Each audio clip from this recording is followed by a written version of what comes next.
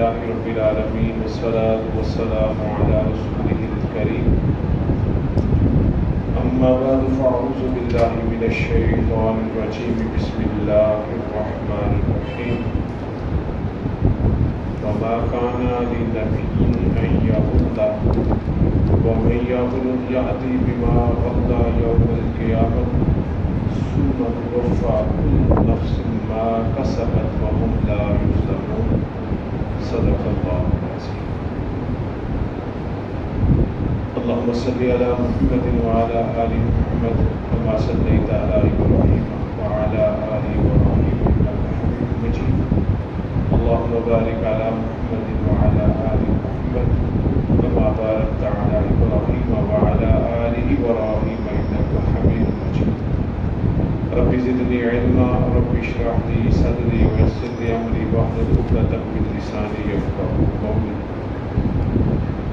ارشاد باری تعالیٰ ہے وما کان لنبی، کسی نبی کو یہ لائق نہیں ان یغل کہ وہ خیانت کرے.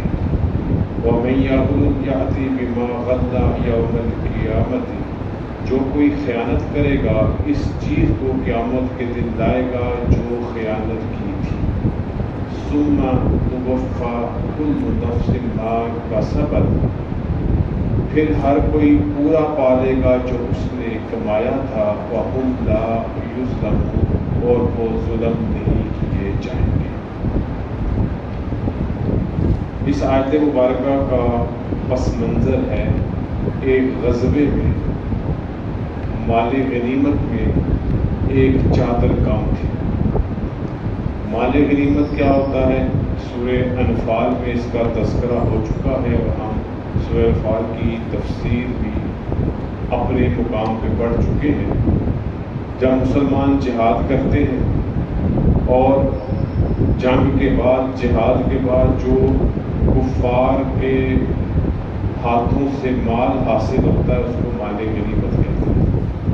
اس کا ضابطہ جو اسلامی تعلیمات میں بیان کیا گیا کہ وہ اکٹھا کیا جاتا ہے، پھر اللہ کے بتائے ہوئے مقررہ حصے میں وہ تقسیم کیا جاتا ہے. کسی کو اختیار نہیں ہوتا کہ وہ اپنی مرضی سے کوئی چیز اپنے پاس رکھ لے، اور اگر کوئی مال غنیمت میں سے اس طرح کی حرکت کرے گا اس کو خیانت کہتے ہیں.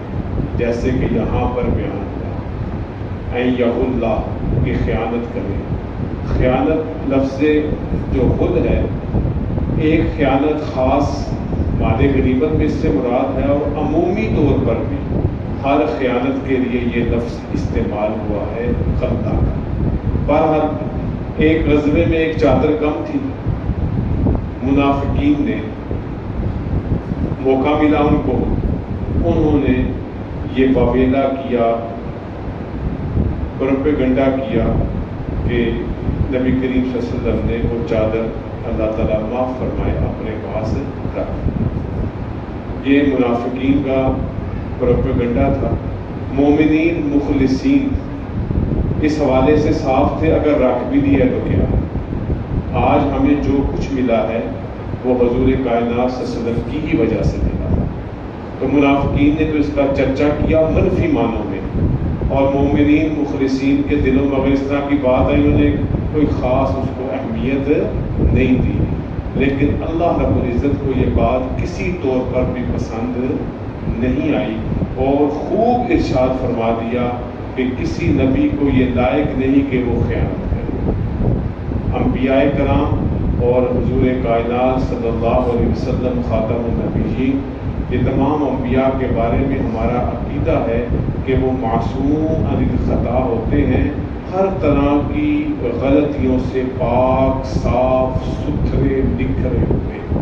تو نبی کے لیے کیسے مناسب ہو سکتا ہے کہ وہ مال غنیمت میں خیانت کرے؟ پھر اللہ نے مزید وضاحت فرما دی، یہ تو بات نبی کی ہو رہی ہے. وَمَن یغل یأتی بما غل یوم القیامۃ، جو کوئی خیانت کرے گا اس چیز کو قیامت کے دن لائے گا جو خیانت کی تھی.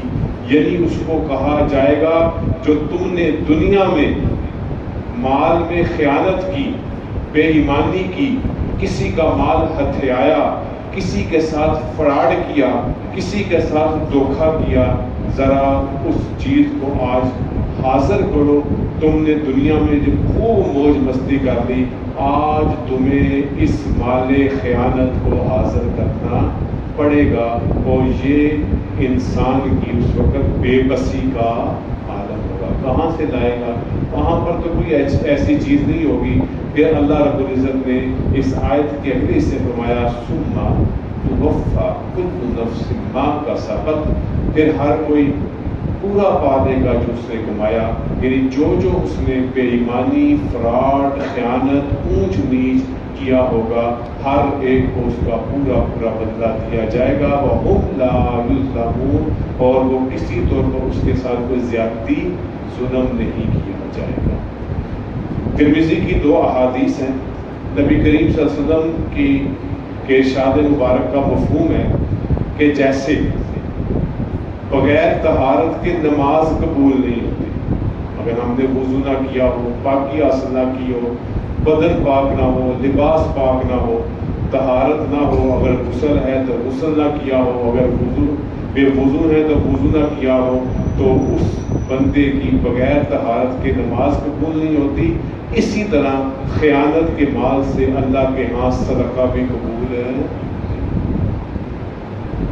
جیسے کہ یہ ایک بات نبی علیہ السلام کی حدیث مبارکہ کا مفہوم بھی ہے کہ اللہ تعالیٰ زکوٰۃ کے ذریعے سے مال کو پاک کر دیتے ہیں. اس کا معنی اور مفہوم یہ ہے کہ زکوٰۃ دی ہی پاک مال سے دی جائے اور حلال مال سے دی جائے، پاکیزہ مال سے دی جائے. اللہ تعالیٰ اس میں جو میل کچیل ہوتا ہے اس کو مزید پاک فرما دیتے ہیں. کسی سیاستدان نے مفتی محمود رحمہ اللہ تعالیٰ سے پوچھا کہ آپ بیان کرتے ہیں کہ جب مال میں سے زکوٰۃ دے دی جائے تو وہ پاک ہو جاتا ہے.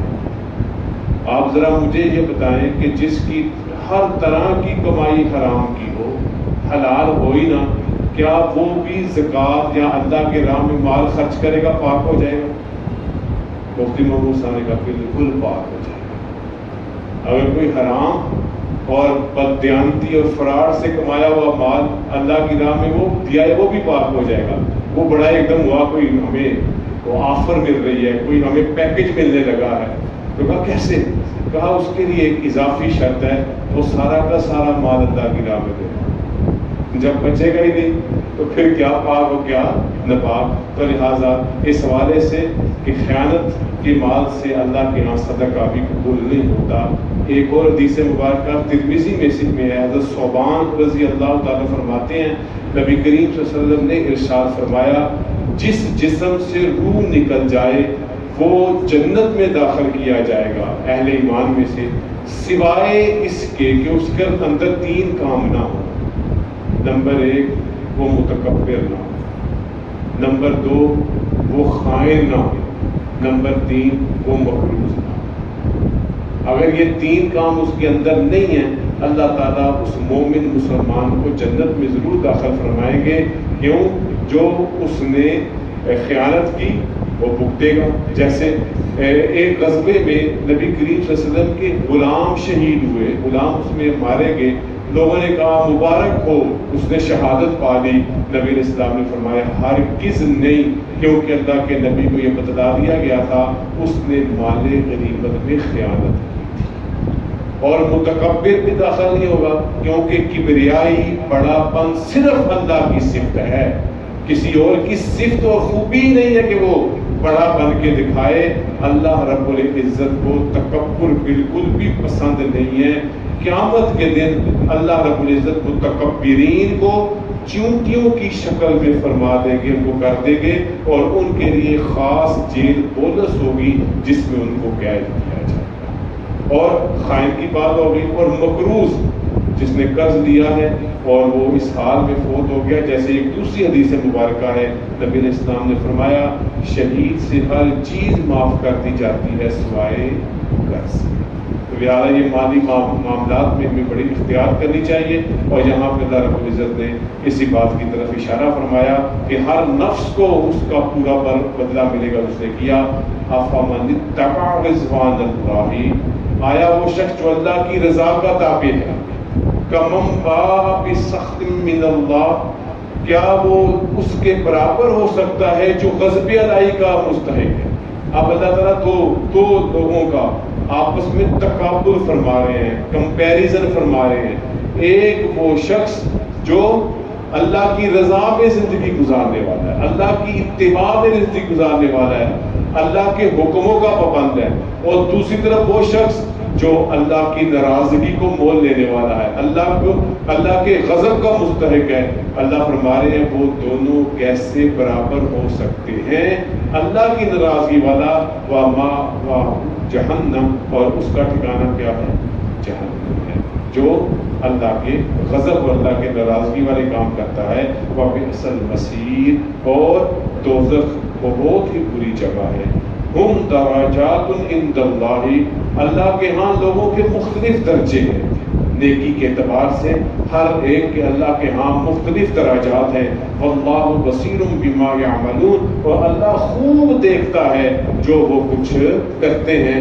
اللہ کے ہاں خوب علم اور بصارت کا وہ اعلیٰ ترین معیار ہے کہ جس سے اللہ تعالیٰ خود ہی درجات کو متعین فرما دیں گے۔ اگلی آیت مبارکہ اور آج کے درس کی آخری آیت مبارکہ، جس کا مضمون نبی کریم صلی اللہ علیہ وسلم کی بعثت سے متعلق ہے۔ ارشاد باری تعالیٰ ہے لَقَدْ مَنَّ اللَّهُ عَلَى الْمُؤْمِنِينَ إِذْ بَعَثَ فِيهِمْ رَسُولًا مِّنْ أَنفُسِهِمْ، اللہ نے ایمان والوں پر احسان کیا ہے جو ان میں انہی میں سے رسول بھیجا، یتلو علیہم آیاتہ، جو ان پر آیتیں پڑھتا ہے، وَيُزَكِّيهِمْ، انہیں پاک کرتا ہے، وَيُعَلِّمُهُمُ الْكِتَابَ، اور انہیں کتاب سکھلاتا ہے، وَالْحِکْمَةَ، اور دانش سکھاتا ہے، وَإِنْ كَانُوا مِنْ قَبْلُ لَفِي ضَلَالٍ مُبِينٍ، اور اس سے پہلے وہ سری کھلی گمراہی میں تھے۔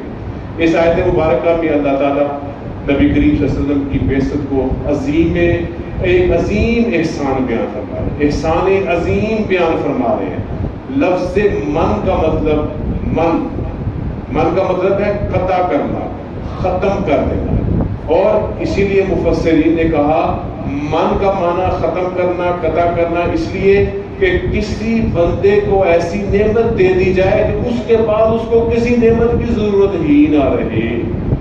ایسی نعمت دے دی جائے جس کے بعد کسی نعمت کی ضرورت ہی نہ رہے، جیسے سورہ 3 میں اللہ نے فرمایا وہ آخر میں غیر ممنون، کہ ان کو اللہ تعالیٰ ایسی درجات اور ایسی نعمتوں سے نوازیں گے جو نہ ختم ہونے والی۔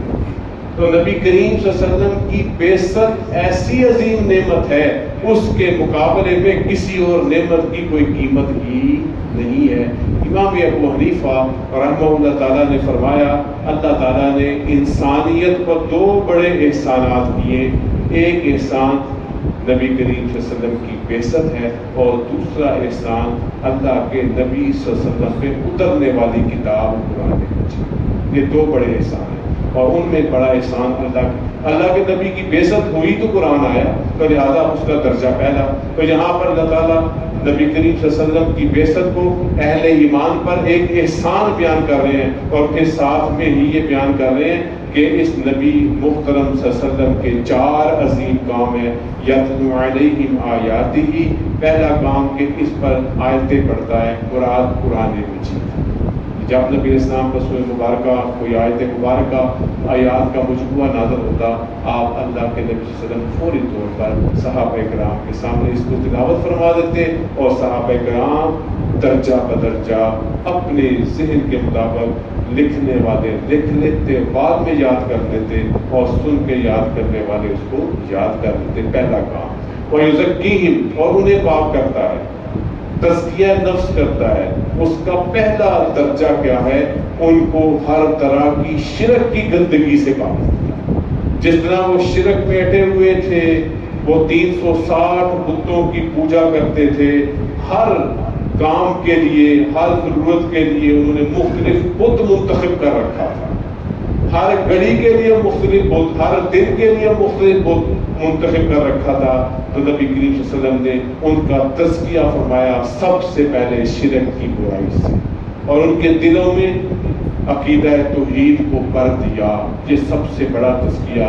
اس کے بعد تکبر کو ختم کیا، کینے کو ختم کیا، ان کے دلوں میں جو قومی عصبیت تھی اس کو ختم کیا، اور ان کو ایک جھنڈے تلے کر اکٹھا کیا، اور جس کا لب لباب تھا انما المؤمنون اخوہ، کہ بے شک سب مومن آپس میں بھائی بھائی ہیں، اور انسان کی تکریم اور عزت کو بیان کیا۔ کوئی کسی میں محترم نہیں سوائے اس کے کہ جو اللہ کے ہاں سب سے زیادہ پرہیزگار ہے۔ اور تیسری ذمہ داری وَيُعَلِّمُهُمُ الْكِتَابَ، اور انہیں کتاب سکھاتا ہے، یعنی کتاب کے اندر جو حرام اور حلال، پہلے بیان ہوا آیات کی تلاوت، اور تیسری جگہ بیان ہوا کتاب کی تعلیم، یعنی یہ بتائے گا کہ کون سی چیز حرام، کون سی چیز حلال، کون سی جائز، کون سی ناجائز، اور پورا کا پورا جیسے کہ بیان کیا جاتا ہے کہ 500 قرآن مجید کی آیات ہیں جو فقط احکامات پر کرتی ہیں، حلال و حرام کا تعین کرتی ہیں، مسائل کو بیان کرتی ہیں۔